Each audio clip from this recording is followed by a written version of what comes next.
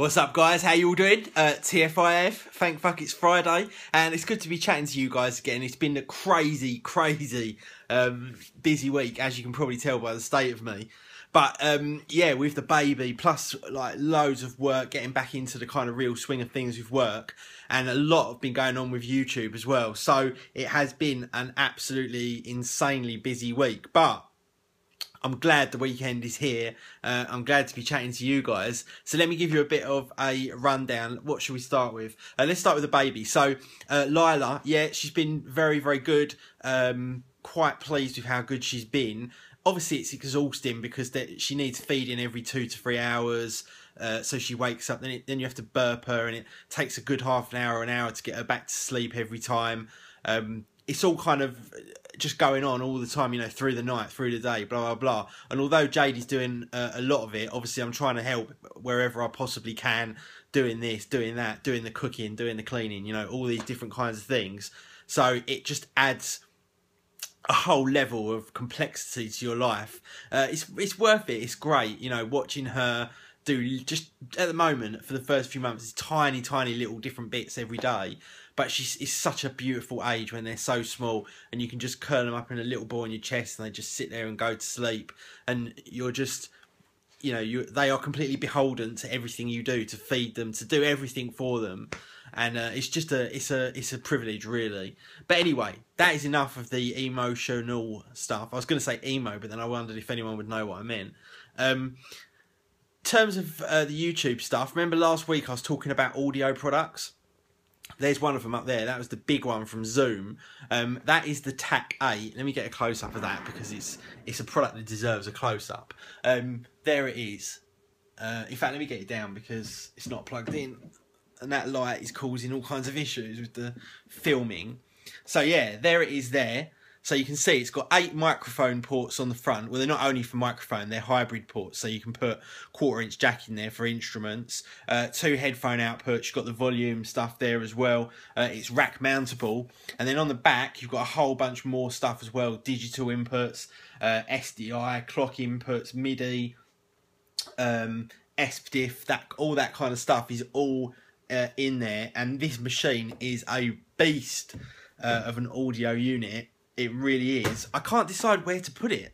That is the only issue. I wanted to put it down here in the corner, but I can't, and I'll come back to why I can't. Well, it doesn't fit, actually, is the main reason. So I don't really know where to put it. I'm not quite sure what to do with that. I don't know whether to sort of hide it behind the screen somewhere at an angle and have all the cables coming out, or put it on the top there. It's a very attractive looking unit, so it doesn't really matter where it goes. But anyway, that's a whole nother thing. Now, you would have seen the pictures on Instagram and whatnot, or Facebook. I'm sure you're following me somewhere or another. I have been playing around with these. Fuck me, that looks weird. That probably looks weirder for you, though. I'm looking forward to the abuse I'm going to get for that. So, yeah, the Samsung VR Gear. Very interesting indeed, because when I was younger, look at that hair, man, fucking hell. When I was younger, we used to go up to this place, what was it called? The Trocadero, which is like a sort of arcade right in the centre of London with my parents. This is when I'm really young, by the way. And they had this machine up there, and it was called virtual reality, I think, and you used to stand in the middle of it, and you used to walk around, and as you looked, you would see stuff. But it was all like really old kind of BBC graphics, do you know what I mean? Like really old graphics. And I've never revisited... God damn it, someone just rang me and cut off my video. Anyway, at the time, I loved this virtual reality machine. It was just, you know, mind-blowing for someone who played Amiga. And I haven't revisited it since. So with these sort of, you know, fairly cheapish headsets coming out, I thought it was time to check it out again. And yeah, I mean, with this one, for example, the Galaxy S6 clips in the front of it. Great idea to save you, obviously, having the increased cost in terms of a screen inside it.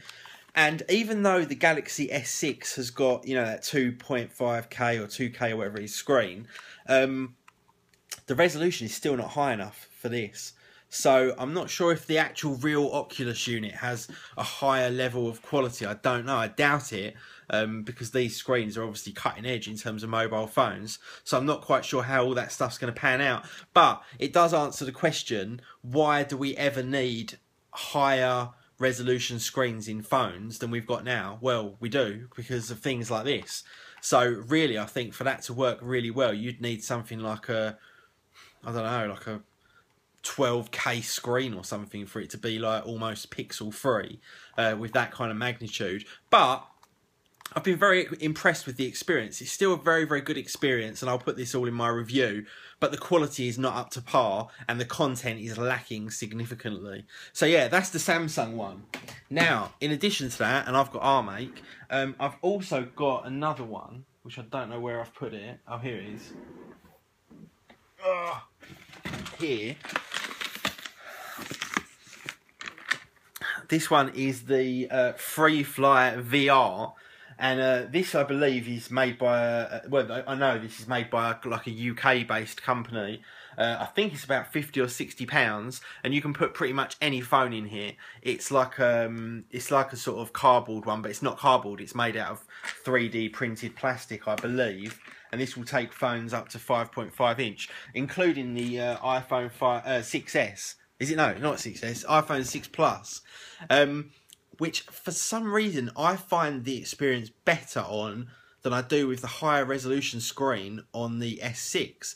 I don't know if that's software. I don't know if it's the headset. I don't know if it's the quality of the screen. I don't know what it is, but it's just better when I use that headset with this phone, the 6 Plus, than it is using that headset with the S6 Edge. Fucking hell, that's complicated. So yeah, all very interesting indeed. Now, if you remember, a little while ago, I got myself one of these. This is the CalDigit T4. And each one of these has got 4TB drives in, so 4, 8, 12, 16, and the same on the other one. And I loved it so much, they're Thunderbolt connected, that I got another one. So I've got 32 terabytes in total, and they just look fantastic, don't they? Over there. Brilliant. Absolutely brilliant. So yeah, enjoying those as well. I was kind of running out of space, so I had to do something. Now I've got a whole bunch more products as well. Ridiculous amounts to do stuff to test and whatnot. I've got this NAS over here, which is the QNAP TVS 871, and my one is a high level one. It's got 10 gigabit Ethernet and a whole bunch of other stuff in there as well, so I'm testing that. Now I've also got another very interesting NAS device, which is this one down here, and that one is the Thecus N5810 Pro, and that's interesting because it has got a UPS battery built into it, which is very interesting indeed. Now, I've got another product through today, which is quite interesting.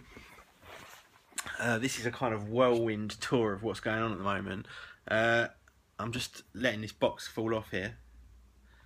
Now, instantaneously, you think, oh, Adam's got another iPhone, how boring. And it really does look like I have got another iPhone. You know, you have a look at it, you turn it on. Oh, let's turn it on, sorry. There you go, turn it on. You know, it looks exactly like an iPhone.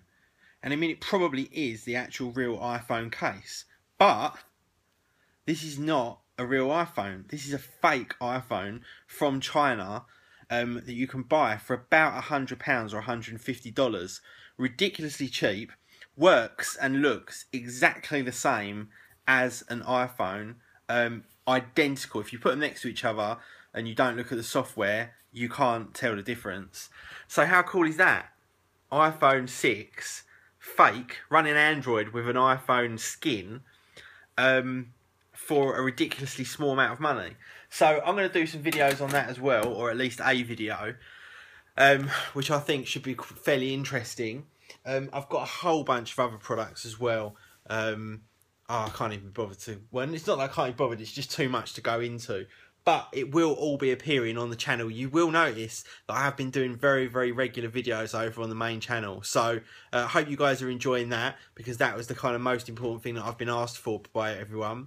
Hope you all have an absolutely fantastic weekend, and I will catch you all in the next one. Oh, the Patreon. What I'm going to do, guys, as well is I've obviously been doing weekend vlogs for the Patreon people who are kindly helping out with the Patreon campaign. And if you do want to help with that, the link will be down below. But I've been doing weekend vlogs for them that only they have been able to see. So if you want to be able to see them instantly as well, then join up the Patreon campaign.